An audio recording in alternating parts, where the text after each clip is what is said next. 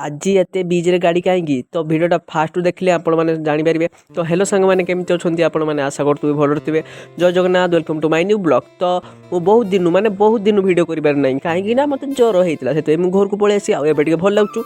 तो ये जीवा चलो। तो मो सांग गाड़ी नहीं कि आसला गाड़ी बसिक पलि आसलु बीच को देखला रास्ता मुझे सरीनी एत दिन जाए माने मु जाइली रास्ता मुझे दिन जाए सरी आउ देखो एत गाड़ी माने टूरिस्ट प्लेस गाड़ी तो रहा आउ जीवा बेलू दुकानी आमको डाकी जाइए कहला आस आस खाईदेव आस। तो आम पलि आसली 12 भाजी दुकान को।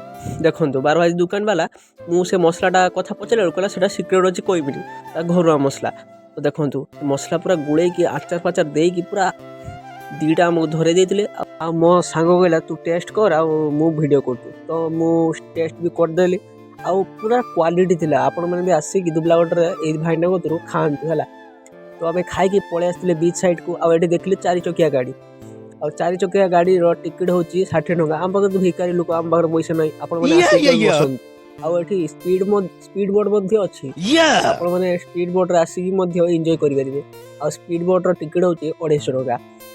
तो ये सब देखिए आम पलि आसला बेलू से दुकान देखली अंडा आ मो पार्टी तो पूरा लाड़ गला। तो अंडा भी आनते कहीदेली। तो मु अंडा खाई पलि आसली आम गाड़ी नहीं कि घर को। मो कथार जापर मत के ज्वर होता है मो सांग देखो तो गाड़ी चलवा स्टाइल